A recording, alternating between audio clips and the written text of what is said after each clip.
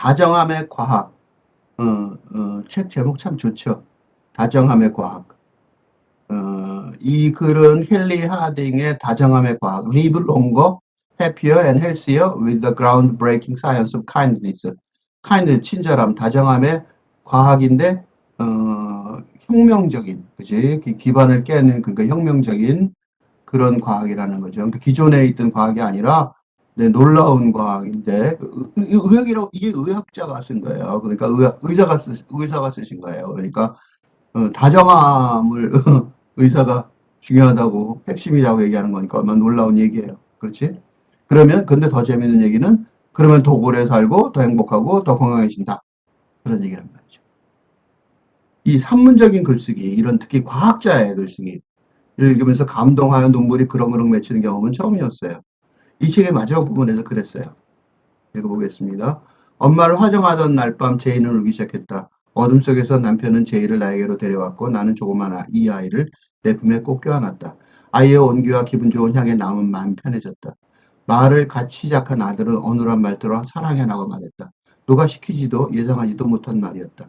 나는 어둠 속에서 활짝 웃으며 아들을 더 꽉 껴안았다.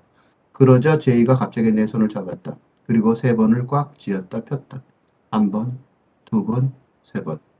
아들이 처음 내 손을 꽉 쥘 때 나는 놀랐고 두 번째는 이상하다고 느꼈으며 세 번째 잡아줄 때 나는 울고 있었다. 제이는 내 품에서 곧장 잠이 들었다. 나는 갑자기 잠이 달아났다. 사랑해라고 말할 때 손을 세 번 꽉 쥐었다 펴는 것은 나와 엄마만 아는 비밀스러운 언어였다. 나는 아이들에게도 남편에게도 말한 적 없었다. 제이는 정말 다정한 아이지만 부득이한 경우가 아니면 절대 손을 잡지 않았다. 증거 중심으로 일하는 의사로서 나는 어떤 신화라도 찾고 싶어하는 나의 슬픈 마음이 불러온 우연의 일치일 뿐이라고 생각했다. 하지만 고요한 밤 혼자 앉아있는 한 인간으로서의 나는 꼭 엄마가 얘야, 엄마는 걱정하지 마, 엄마는 괜찮아. 나는 여전히 네 곁에 있어라고 말하는 사랑의 메시지처럼 느껴졌다. 나는 사랑의 지속적이고 신비로운 유대감에 놀란다. 엄마와 나 사이의 유대관계는 엄마가 마지막 숨을 거둔 후에도 오랫동안 지속되고 있다. 이처럼 우리는 우리가 완전히 이해하지 못하는 방식으로 시간을 넘어 정서적으로 그리고 생물학적으로 연결되어 있다. 의대에 처음 들어올 때는 저는 모릅니다라고 말하고 떠날 때는 우리는 모릅니다라고 말하라는 옛말이 있다. 나는 삶을 이해하기 위해 의사로서의 내 경력을 바쳤지만 여전히 삶이 주는 수수께끼의 경외심을 갖는다.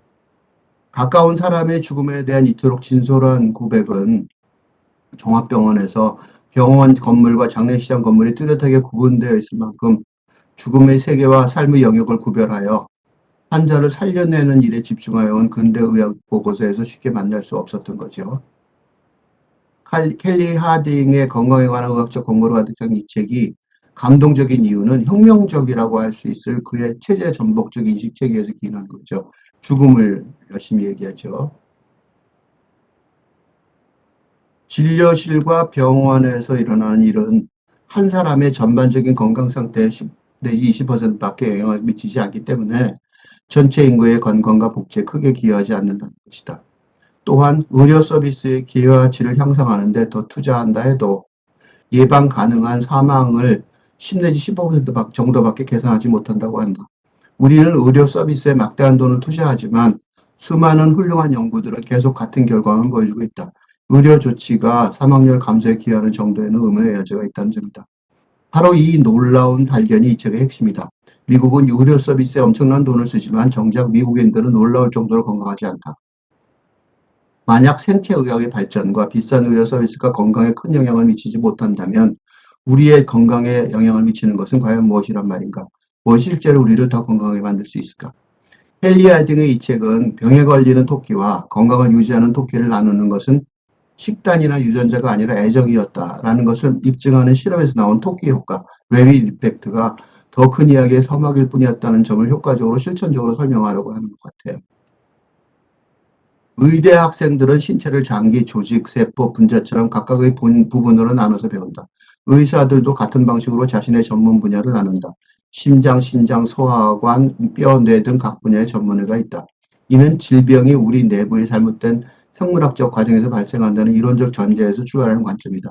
지난 세기 동안 의학계를 지배하던 것, 그리고 나뿐만 아니라 수많은 의사들이 오랫동안 그렇게 오랫동안 힘들어 공부한 것도 바로 신체 내부에 관한 것이다. 인간의 생리학이요. 우리는 그동안 건강과 관련한 중요한 요인들을 놓치고 있었다. 사랑과 우정, 존엄처럼 이웃, 학교, 직장의 목적이자 우리를 정말로 건강하게 만들기 위한 숨은 요인들 말이다. 가장 뛰어난 최첨단의 개인화된 의료 서비스를 제공하려고 애쓰는 동안 우리는 건강의 사회적 관점을 완전히 간과하고 있었다. 아침에 눈을 뜨고 침대에서 일어나게 만드는 무언가가 있다는 사실만으로도 신체 건강에 영향을 미친다. 앞에서도 말했듯이 밝혀졌듯 건강한 삶은 생체의학의 발전만으로 얻을 수 있는 것이 아니다. 더 건강한 음식을 드세요. 운동하세요. 수면 시간을 늘리세요와 같은 일반적인 조언들도 우리를 지금보다 더 건강하게 만들지는 못한다. 이런 접근 방식들은 건강한 정신과 신체를 만드는 중요한 사회적 요인을 간과하고 있다. 궁극적으로 유의미한 방식으로 우리의 건강에 영향을 주는 것은 진료실에서 일어나는 일보다는 우리가 서로 어떻게 서로를 대하는지, 어떻게 살아가는지, 인간으로서의 의미에 대해 어떻게 생각하는지와 더 관련이 있다. 근대 서양 의학에서는 병에 걸린 상태와 병에 걸리지 않은 상태를 흑백 또는 상호 배타적인 것을 분류합니다. 병원이라는 근대적인 체제의 이러한 근본적인 문제점을 미셸 푸코가 병원의 탄생에서 설득력 있게 제시한 바 있었어요. 그런데 최근에 만연한 우울과 불안은 병과 병 아닌 상태의 애매한 회색지대에 위치하는 보편적인 경험이 된 거죠. 그리고 이번 코로나 사태에서도 이 회색지대의 규정과 처리 방법에 있어서 사실 혼란스럽죠. 그러니까 근대 국가 체계가 대처하는데 큰 혼란을 겪을 수밖에 없는 거죠. 더 중요한 사실은 의학적인 질병의 경우에는 병원이라는 처방전이 있죠. 근데 질병이라는 아주 드물고도 특수한 사례를 제외한 삶의 나머지 부분, 그러니까 대부분 부분이죠. 병에 걸리는 건 진짜 드문 경우잖아요. 즉 건강이나 건강에서 질병에 이르는 길에 관한 지침은 거의 없어요. 이러한 문제점은 죽음의 경우에도 마찬가지죠. 장례 절차라는 공식적 제도가 있죠. 삶이나 삶에서 죽음에 이르는 길에 관한 설명. 그게 삶 전부죠. 거의 찾아볼 수 없다는 점에서도 드러납니다. 다정함의 과학은 건강에 대해 지금 안다고 생각한 모든 것을 잊고 우리가 어떻게 살아야 할지 번영한다는 것이 어떤 의미에 대한 새로운 패러다임을 제시하려고 하는 거 있는 것 같아요. 이 새로운 패러다임을 제시를 하는지 여부 그거에 대해서 지금 계속 생각을 해보려고 그러는 거죠. 한 사람의 건강 상태는 무시할 수 없는 사회적 맥락의 결과라는 삶의 환자의 삶 전체를 고려한 더 폭넓고 넓고 포괄적인 건강의 개념, 즉 생체의학이라는 건 보통 의학이죠. 게다가 신체 정신 건강을 하나로 통합한 생체 심리 사회 모델인 거죠. 엥겔 박사의 생체 심리 사회 모델 그림은 건강을 이루는 단계를 체계적으로 분류해요. 어떤 단계도 독립적으로 존재하지 않는다. 각 단계는 한 부분인 동시에 전체를 의미한다. 한 부분의 변화는 전체에 영향을 미친다. 가장 중심부에는 사람을 구성하는 분자, 세포, 기관, 조직, 장기기관, 신경계가 포함되어 있다. 생체의학과 의료 체계에는 딱 여기까지만 다루는 거죠.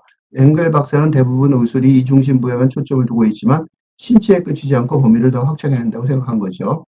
건강은 단지 신체에 한정되지 않는다는 생각을 바탕으로 한 엥겔 박사의 모델은 개인에서 두 사람 간의 관계, 가족, 공동체, 문화, 사회 및 국가, 생물권으로 확장된다. 이 외부층에는 나를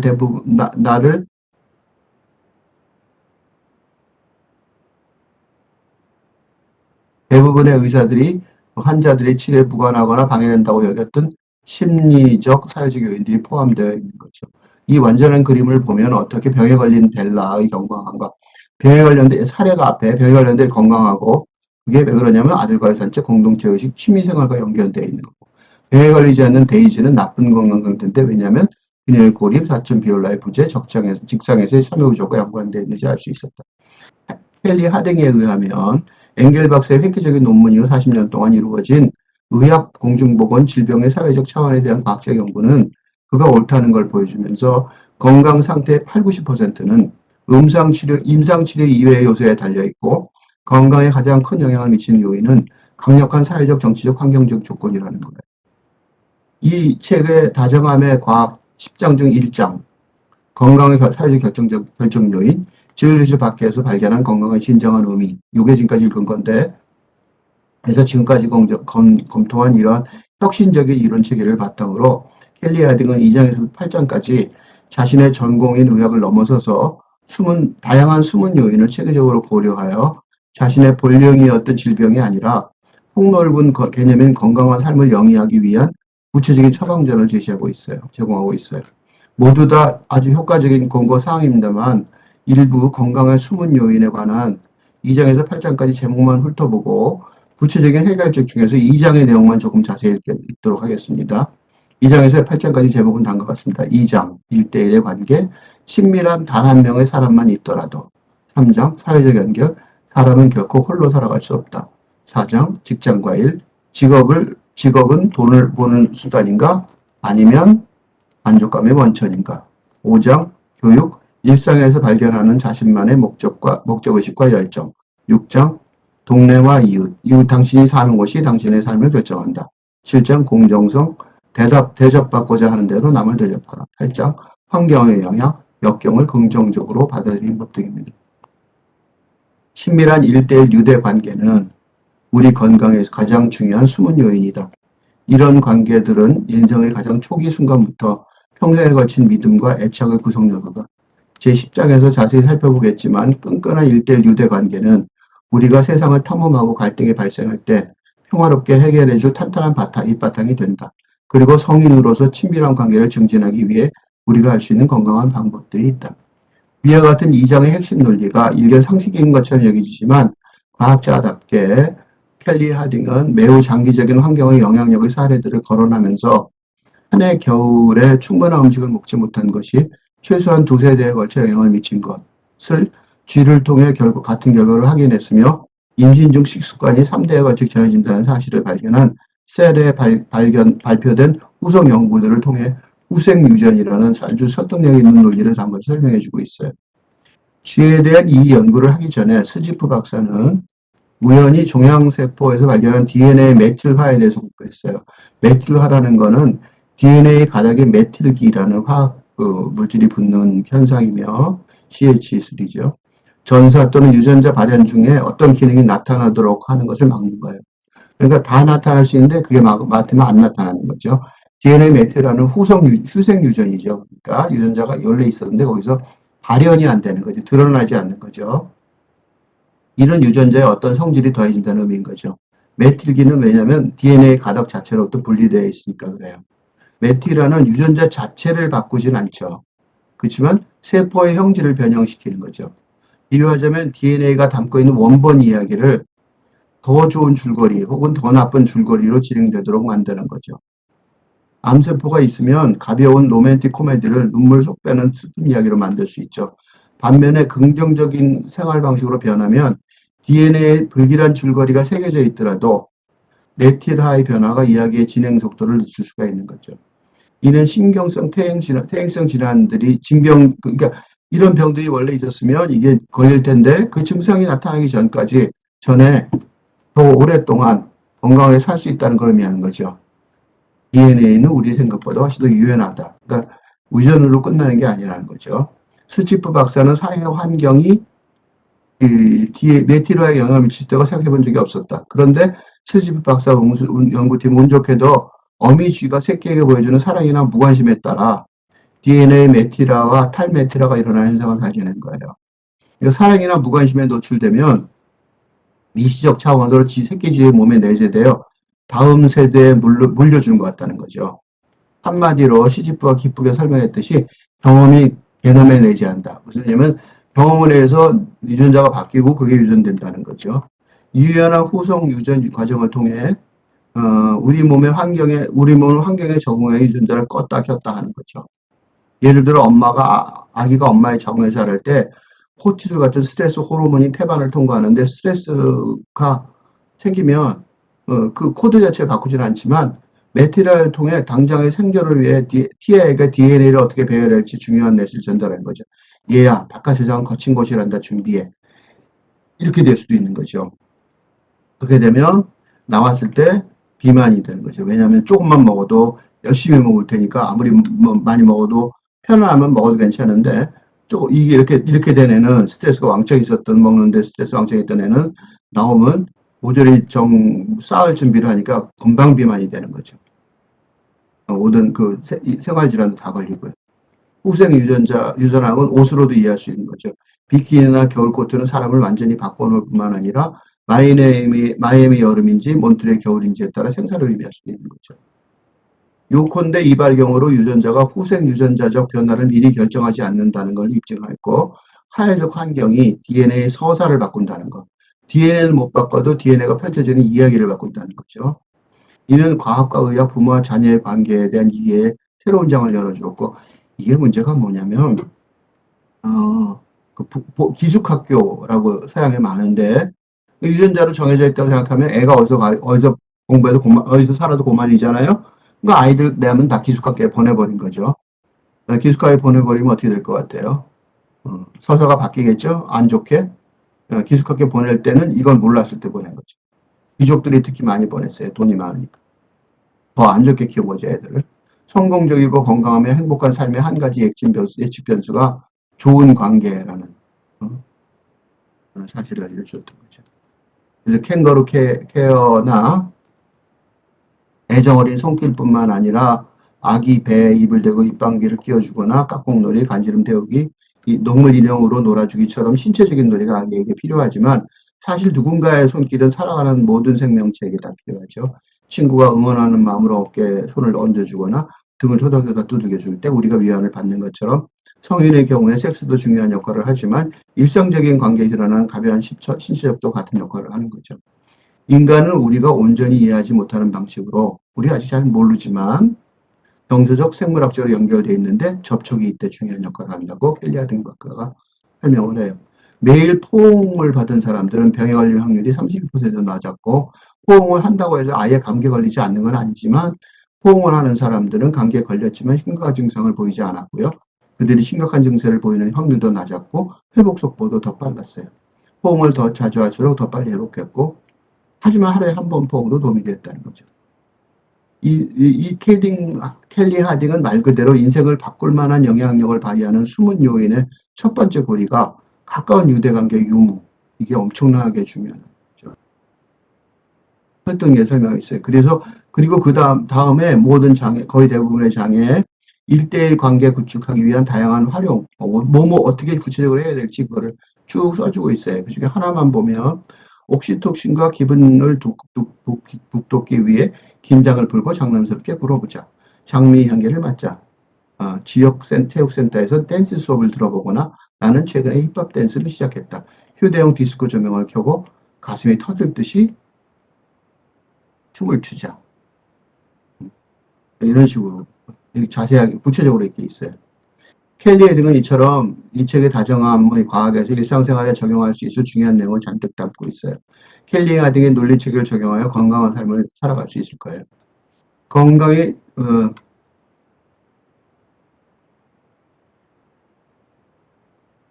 좋지 않는 상태는 정신, 신체, 연결성, 스트레스, 숨은 요인들의 스트레스 시작된 사실을 인식하고 나면 더 나은 건강을 향해 가는 새로운 길이 보이겠죠. 이 길에 대한 이 길의 노인 방법들 대부분은 값비싼 사후 치료가 아니라 무료로 예방할 수 있는 것들이에요. 정서적 안녕을 강화하면 개인적으로 아픔을 경험하거나 왜 이게 중요하냐면 위기를 맞았을 때 스트레스를 완화시킬 수 있는 거죠. 스트레스를 완화하는 방법은 우리 손 안에 있는 거죠. 나는 시작 부분에서 이 책이 더 건강하게 먹고 더 많이 자고 운동하라는 흔한 조언을 하는 자기 개발서와는 이런 것도 굉장히 많죠. 책방에 굉장히 많은 분이 거예요. 다를 것이라고 약속을 했다. 여기서 당신이 건강을 증진하기 위해 개인적으로 취할 수 있는 행동 몇 가지를 제시하려 한다. 정신이 신체에 얼마나 중요한지 알고 있는 지금 건강한 정신을 기르기 위해서는 일상적인 행동이 뒷받침되어야 한다. 우선 자신의 고통과 아픔에서 정신과 신체의 관계를 살펴보는 것을 시작할 수 있다. 아프면 그냥 아프다 그렇게 생각하지 말고 자기 일상생활에 어떤 게 있는지 자기 정신은 어떤지 그걸 들여다보라는 거죠. 새로운 정신오는 신체 증상이 나타날 때 가장 먼저 스스로의 상태를 들여다보라는 거죠. 갑자기 머리가 아프거나 허리가 배, 다리 등의 통증이 느껴질 경우 잠시 멈추고 그 고통 외에 당신의 몸 상태는 어떤지 살펴보고 당신의 생활에 어떤 일이 발생했는지 생각해보자는 거죠.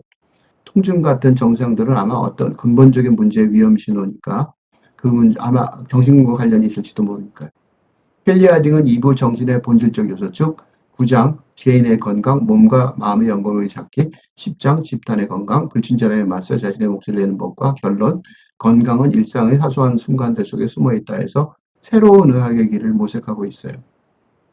예를 들어 몸을 보호하는 가장 중요한 방법은 부정적 스트레스의 기준 수치를 낮추는 거겠죠. 그런데 이 책에서 가장 놀라운 순간은 여기서부터가 이제 책 읽기, 단순한 책 읽기를 약간 넘어서기 시작하는데요. 소위 다정함의 과학, 이렇게 말하는 게, 새로운 게 아니라 아주 오래전부터 주장되어 온 이론이라는 거예요.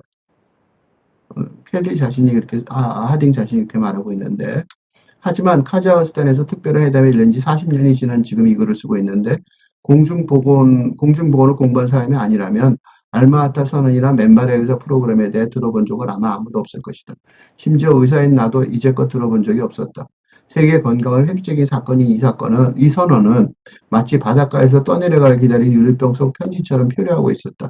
이 밝은 비전을 염두에 두고 어떻게 하면 그곳에 도착할 수 있을까? 사랑의 공동체를 만들고 집단 건강을 증진하려면 어떤 방법이 필요할까? 알마타 원칙과 맨발의 의사 같은 프로그램들은 오늘날 서구화된 의학과 협력하면 쉽게 활용할 수 있는데, 하지만 그렇게 하려면 먼저 생각을 바꿔야 한다. 이게 문제인 거죠. 현재 진료는 의사소전에 집중되어 있고, 그리고 진정으로 인류의 건강 개선되길 바라려면 병원 밖에 생각할 필요가 있다는 거죠. 그러니까 의학의 영역을 넘어서서 생각이 전면적으로 바뀌려면 어느 정도까지 생각이 바뀌어야 하는지, 그리고 어떻게 바뀌어야 되는지 연구와 검토가 필요한데, 이런 얘기들이 지금 중요하기 때문에 바로 이러한 점이 지금 이 책 읽기의 대상으로 이 뛰어난 책을 선정한 이유예요. 그런데 1948년 세계보건기구가 건강을 이미 어떻게 정의했냐면 단순히 질병이 없고 허약하지 않은 상태를 의미하는 것이 아니라 육체적, 정신적, 사회적 안녕이 완전한 상태로 정의를 이미 했었어요. 그리고 2000년대 중반 세계보건기구가 의사, 공중보건 지도자, 보건정책 입법자들과 함께 정신건강 없이는 건강도 없다는 사실을 사람들에게 알리는 글로벌 캠페인을 시작하면서 이를 널리 퍼뜨렸고요. 위의 인용문에서 언급한 카자흐스탄의 특별한 회담, 즉 협력과 봉사의 정신으로 1차 보건의료에 관한 국제회의가 냉전이 한참일 당시인 1978년에 개최되어 있어요. 그때 뭐라고 말했냐면 알마하타의 지도자들은 건강을 재정의하는 데서 만족하지 않고 지침을 필요했는데 건강은 사회적 맥락에서 비롯된다. 이런 얘기를 이미 한 거예요. 좋지 않은 건강의 근원이 사회적 환경에 있다면 건강을 개선하기 위한 해결책도 그곳에 있다는 거예요. 어떻게 하느냐면 모든 사람이 의료 서비스를 참여할 권리와 의무를 가지고 있다면 어떨지 고민한 거죠. 의료 전문가들 뿐만 아니라 개인들도 같은 시민들에게 의료 예방치료를 제공할 수 있다면 어떨까? 그렇게 우리 모두가 서로의 건강 증진에 도움이 된다는 믿음으로 집단 건강을 위한 획기적인 세계적 조치가 취해졌어요. 근데 현재의 세계가 켈리 하딩의 논리체계를 모르고 있지는 않아요. 예를 들어 이것도 그 책에 나온 얘기인데 영국에서는 2017년 최근이죠. 수많은 사람들이 외로움의 문제를 직접 겪는 외로움 장관 담당을 임명했어요. 미니스터 오브 론리니스. 그리고 일본에서는 작년에 했어요. OECD도 최근에 성공의 속도로 돈이 아닌 국내 총행복, 그로스 내셔널 GDP라고 그러죠. 근데 이건 GNH죠. 그러니까 내셔널 해피니스, 그죠? 그로스 내셔널 해피니스, 그죠? 행복 척도를 채택했어요. 켈리 하딩이 시작 부분에서 이 책이 더 건강하게 먹고 더 많이 자고 운동하라는 흔한 조언을 하는 자기 개발서와는 다를 거라고 약속을 했는데, 그럼에도 불구하고 당신이 건강을 증진하기 위해 개인적으로 취할 수 있는 행동 몇 가지를 제시하는데 멈추고 마는 이유가 뭐냐면 탈근 제시를 위한 새로운 의학 체계를 구축하는 방법을 모르기 때문에 그래요. 그러니까 그냥 아이디어를 몇 개를 내는 게 아니라 새로운 의학 체계를 만들어야 되겠는데 거기까지 안 가는 거죠. 켈리 하딩의 이 책 다정함을 과하게 보여준 장단점이 바로 이 지점에 있어요. 이 책의 장점은 Live longer, happier and healthier with the groundbreaking science of kindness라는 영어 부제, 그리고 친절, 신뢰, 공감 속에 숨어있는 건강과 행복의 비결, 이라는 한국어 부제가 암시하듯이 흔한 조언을 하는 개발서와 달리 한두 가지 아이디어를 얻는 게 아니라 한두 가지 아이디어만 주죠. 그런 데서는 듬성듬성 건강에 관한 생각의 전면적인 변화를 도모해야 한다는 마음 자세의 극적인 전환을 설득력 있게 유도하고 있다는 점이에요. 근데 이 책의 단점도 똑같은 점에서 발생을 하는데, 그거는 켈리 하딩의 잘못이나 게으름에서 비롯하지 않았어요. 그래서 이거를 지금 여기서 이 교수의 책임질 4로 읽고 있는 거예요. 켈리 하딩뿐만 아니라 세계보건기구 또는 1978년 알마아타의 세계 지도자들, 외로움 담당 장관까지 임명한 영국 정부와 국내 총행복지수를 개발한 OECD조차 팔근대 시대라는 새로운 시대를 위한 새로운 의료체계라고 말할 수 없지, 건강증진체계를 제대로 파악하지 못하고 있다는 점이 뚜렷하기 때문이에요. 이런 총체적인 문제점 때문에, 그러니까 이게 그냥 의학 자체 문제점만은 아닌 거죠. 정신의학을 비롯한 의학에서 일하는 영역에서 만나는 난경을 일상의 차원에서 그 실질적으로 해결하는 대안을 제시하기 위해서 르네상스 이후 지속하여온 근대 체계를 대체하는 탈근대 시대를 위한 새로운 체제 구축이 필요한 거죠. 그리고 이러한 방향으로의 구체적인 대안을 모색하는 방안의 하나로 필자가 2021년 6월부터 이 교수의 조건 없는 학교라는 유튜브 채널을 개설해서 다양한 글 읽기를 해오고 있는 거죠. 이 본인의 유튜브 전략의 근거를 이 책에서도 여러 가지 찾을 수 있는데, 한두 개만 설명해 보도록 하겠습니다. 하나는 이 책의 저자 켈리 하딩이 강조하고 있는 명상의 길이에요. 이게 서양에서 주력이 된 마인드풀니스, 마음챙김 명상이죠. 서양의학이 정신과 신체 사이의 연관성을 서서히 인식하는 단계라면, 동양의학은 오래전부터 그것의 중요성을 강조해왔죠. 정신과 신체의 연관성은, 이거는 동양의학에서는 상식이죠. 많은 동양의학의 관습에서 질병은 에너지의 불균형에서 오는 것이라고 여겼기 때문에 그래요. 그래서 생명력을 신체의 건강의 한 부분으로 여겼던 거죠. 인도의 의학의 아유르베다의 치유법에서 프라나는 보편적 우주 에너지 기라고 그러죠. 중국에서는 이 생명력을 기라고 부르는데, 기원전 500년부터 기는 중국 전통의학의 중심이었죠. 인간과 그를 둘러싼 환경에는 건강을 위해 균형을 이루어하는 에너지가 있다 라는 개념인 거죠. 사람은 경험을 통해 자신을 둘러싼 환경과 끊임없이 에너지를 주고받는데, 신체에만 중심을 두는 서양의학에서는 이게 너무 터무니없는 얘기죠. 그래서 그렇게 치부하는 경우가 많았어요.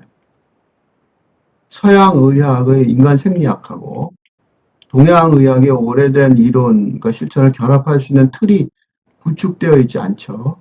그 이유는 서양 정신과의 핵심과 동양 정신의 정수가 융합하는 영성사상, 이 두 개가 서로 교통할 수 있는 기본적인 사상이 서로 융합하는, 서로 통하는 그런 영성사상이 설명되어 있지 않기 때문에 그래요. 그러니까 이걸 설명할 방법이 없는 거죠. 이렇게 짐작할 뿐이죠.